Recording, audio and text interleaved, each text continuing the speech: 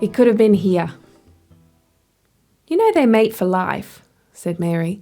She was looking out the window of the ute as they followed the old couple they'd just met out to the edge of town. Who do? Old folks, Joseph laughed. No, you big goose, galahs. See them there on the side of the road, eating the grain from the trucks that go through here? Always in pairs, unless there's been a tragedy.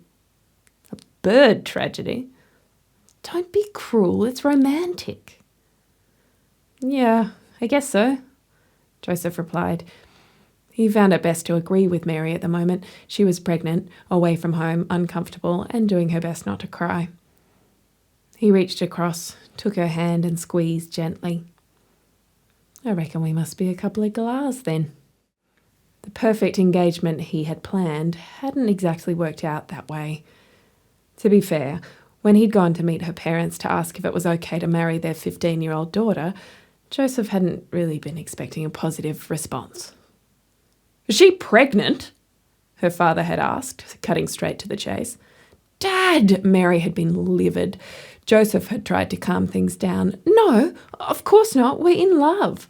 In love? She's a bloody teenager, and she's my daughter. How old are you? 18. Are you mad? It had started to get heated before Mary's mother, Anne, stepped in. Lay off the boy, Joe. We were in love at 15, and as I remember it, we were pretty lucky I wasn't pregnant. She knew how to still a room.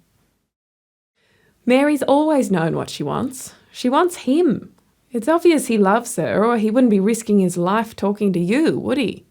Everyone in town knows you go off like cracker night if you even see anyone looking at Mary. I do not, shouted Joe, then realised.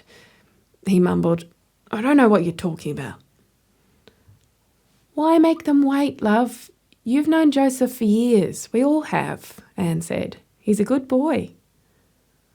That hadn't been the end of the talking, but in the end, Joe settled down. Anne hugged them both, and a date was set. Later, a hall and a caterer were booked. The bridesmaids were chosen, started making their dresses, all before Mary disappeared to the bush for 3 months. After the angel visited Mary, she'd known she had to get out of town and figure things out. The only people she knew who'd take her in were her Aunt Elizabeth and her Uncle Zech. Seriously religious folk. They lived in the scrub, and most people thought they were a bit mad anyway. He was a priest and she was an artist. It turned out that Elizabeth was pregnant too, and she was pretty old to be having a baby. Zech hadn't spoken since the doctor gave them the news. Shock does strange things. He was on stress leave from his church. Those months hadn't been too bad for Joseph. He'd got on with his work and ignored the constant questions about where Mary was. Then, one day, the letter came from Mary giving him the news of the pregnancy. Mary had obviously taken a lot of care with the letter. She'd written all the right things, and he wanted to believe her, but he'd nearly shot through. Feeling betrayed doesn't sit well with most young men, and Joseph had been hurting. He was sleeping in his swag outside when the angel visited and told him to believe Mary. He didn't know whether to laugh or cry, but he and Mary shed plenty of tears when they reunited. He'd apologised and told her all about it. They'd agreed it was probably better that they were now both officially crazy. The next day, home with her parents, Mary told them she was pregnant, and all hell broke loose. Mary knew it wasn't Joseph's. Joseph knew it wasn't his. Mary had wanted to wait, and they had. No one believed either of them. All the talk about angels and dreams didn't help much either. Joe was on the warpath. It didn't feel like there was a single safe place in town. It wasn't long before Joseph lost his job. Mary had to leave school. Then, as the baby got close, the government sent them mail. If they wanted to keep getting income support, they needed to head north and try and find work in Joseph's old hometown, picking fruit. So, saying goodbye to anyone who was still talking to them, they hit the road. Bumpy roads, aircon on the fritz, the hottest 100 blasting out, exactly the sort of summer trip you only make when you have to.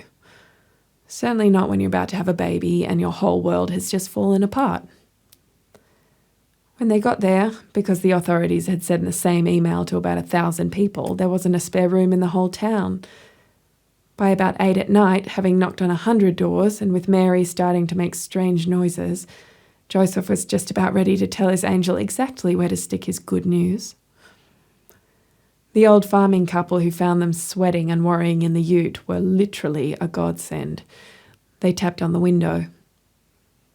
"What's the problem, darling?" the old girl asked Mary, who had promptly burst into tears. Joseph had explained the situation. "Geez," the old bloke had said, "that's rough. And there's no room in the hospital with the influenza cases, and 2 of the doctors being out of town." "Come and stay in our caravan," the woman had offered. "It's not much, but 2 of our kids were born in it when we were droving, which might tell you something about the vintage." She had a rich, deep laugh, and they had no better offers. The old couple lived in a tiny cottage surrounded by a huge paddock. The caravan stank of age and cats, but it was clean enough and had a bed and a sink. And there was an outside loo not too far away. Joseph got Mary settled, and a welcome cup of tea was delivered by their host. "Yell out if you need help with anything. We know our way round birthing if it comes to the crunch. Otherwise, see you in the morning." Joseph and Mary sat on the bed, listening to the sounds of the night. Animals rustling about, birds settling in, a distant truck, the creak of the van listing as they moved. "Well, this is going well," said Mary. Joseph just nodded. They looked at each other, then they laughed until tears came. When Mary's waters broke, it was mayhem. Middle of the night, tripping over stumps in the paddock, calm old heads and terrified young ones. The effort and wailing and blood and joy. Then a baby. A beautiful baby boy. A healthy mother.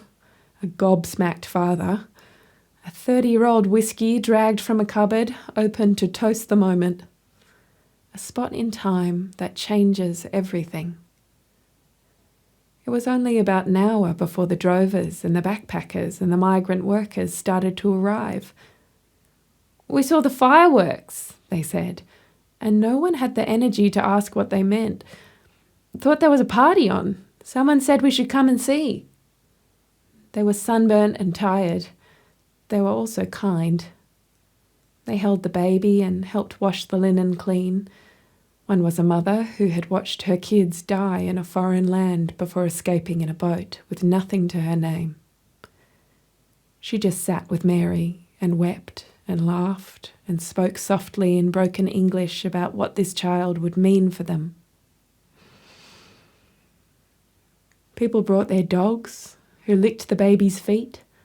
Some found a guitar and they sang songs from other worlds, other realities, other lives. Mary took the guitar and sung her song. It felt like it had been written for that night, for her son, for everyone there. No one left. The baby kept drawing them together. Next morning they woke to the sound of galahs, flocks of them in the gum trees, all singing and calling. The old couple cooked breakfast for their visitors on an old barbecue by the house. Mary slept. Joseph went to get disposable nappies. The sun rose on the most ordinary day. And nothing